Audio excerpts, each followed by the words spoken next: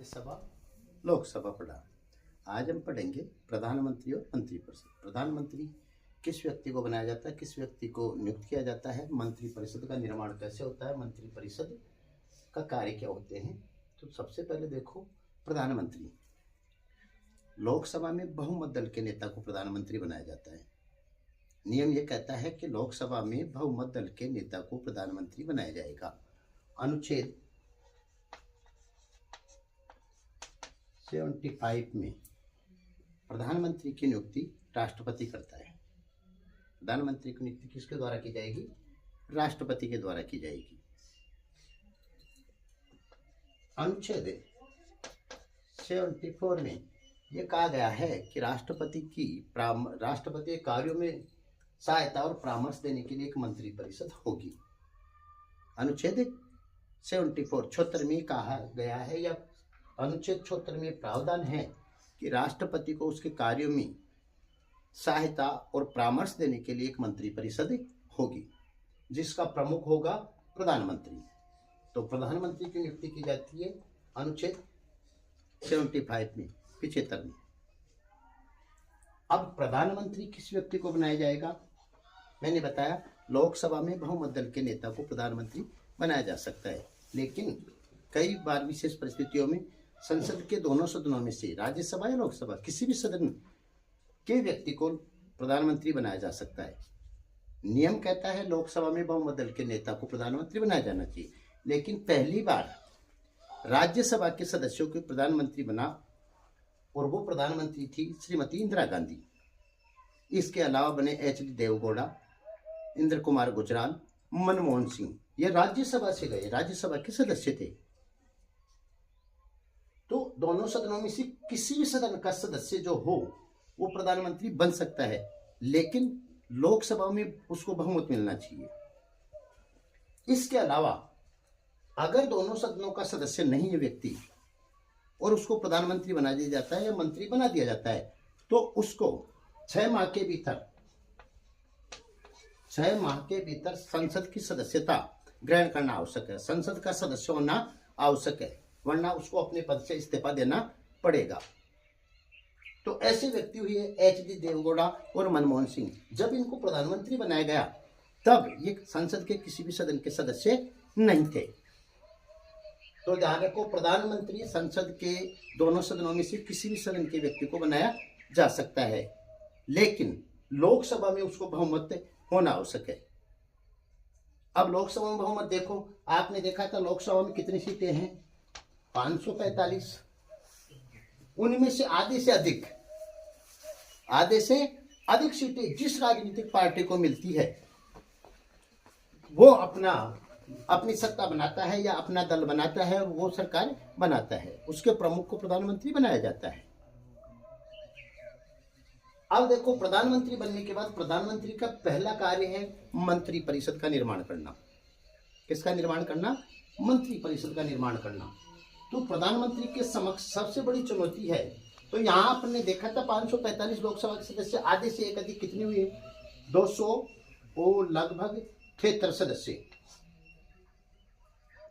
जिस पार्टी को, जिस राजनीतिक दल को 273 सीटें प्राप्त होती है वो सरकार बनाता है। तो यहाँ पर अपने 273 सीटें पार्टी जिसको आई उसने सरकार बना ली। इसके बाद उसका प्रमुख बनाया जाता है, उसको प्रधानमंत्री कहते हैं। अब उसके बाद प्रधानमंत्री बनने के बाद उसका कार्य होगा मंत्रिपरिषद का निर्माण करना। तो मंत्रिपरिषद की सबसे खास बात यह है कि लोकसभा में जितने सदस्य हैं उनके 15% से ज्यादा मंत्रिपरिषद में सदस्य नहीं होनी चाहिए। यह व्यवस्था की 91वें संविधान संशोधन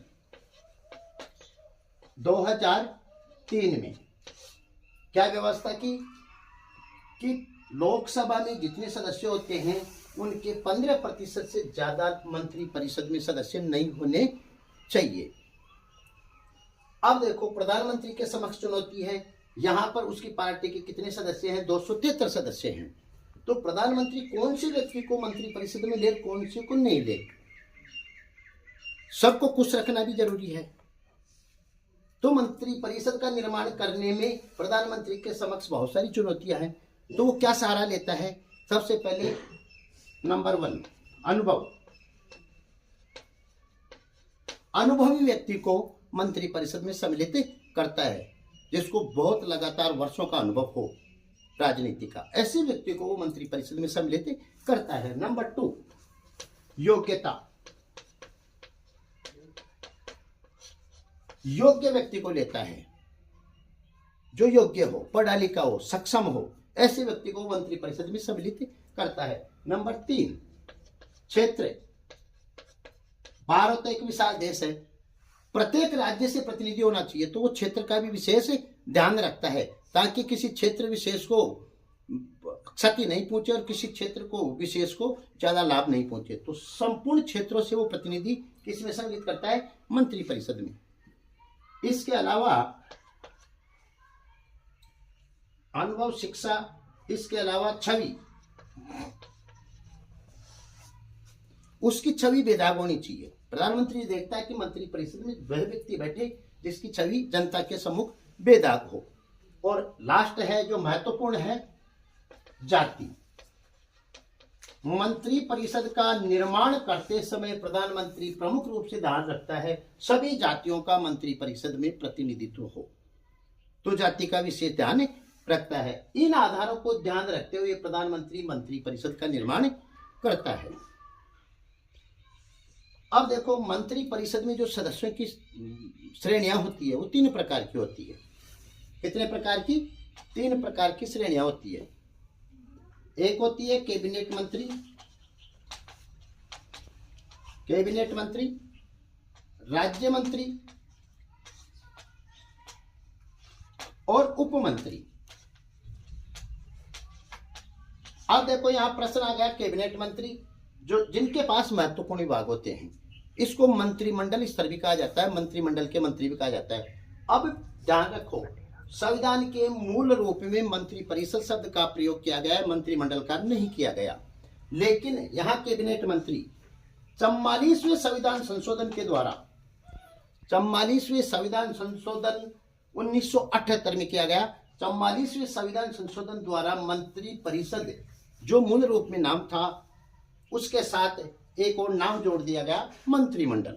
तो पहली बार मंत्रिमंडल का प्रयोग किया 44वें संविधान संशोधन के द्वारा, जो 1978 में किया गया। और एक अनुच्छेद जोड़ा 352 में। किस अनुच्छेद में जोड़ा गया इसको मंत्रिमंडल को? अनुच्छेद 352 में। तो ध्यान रखो, मंत्रिपरिषद में 3 प्रकार के मंत्री हो गए। कैबिनेट मंत्री जिसे मंत्रिमंडल स्तर के मंत्री कहा जाता है, जो जिनके पास महत्वपूर्ण विभाग होते हैं, जैसे गृह मंत्रालय, रक्षा मंत्रालय, जो जितने भी महत्वपूर्ण विभाग है वो किसके पास होते हैं? कैबिनेट मंत्रियों के पास। कैबिनेट स्तर के मंत्री या मंत्रिमंडल स्तर के मंत्रियों के पास होते हैं, जो प्रधानमंत्री के विश्वास पात्र व्यक्ति होते हैं। उससे कम महत्वपूर्ण जो विभाग होते हैं वो राज्य मंत्रियों को दिया जाता है। ये अपने विभाग को कुछ मामलों में स्वतंत्र होते हैं, बाकी ये कैबिनेट स्तर के मंत्रियों के अधीन भी कार्य करते हैं। और तीसरे प्रकार के जो उपमंत्री होते हैं ये बनाए जाते हैं जो सबसे कम महत्वपूर्ण, इनके पास स्वतंत्र प्रभार नहीं होता है। स्वतंत्र प्रभार होता है कैबिनेट स्तर के मंत्रियों के पास और राज्य मंत्रियों के पास।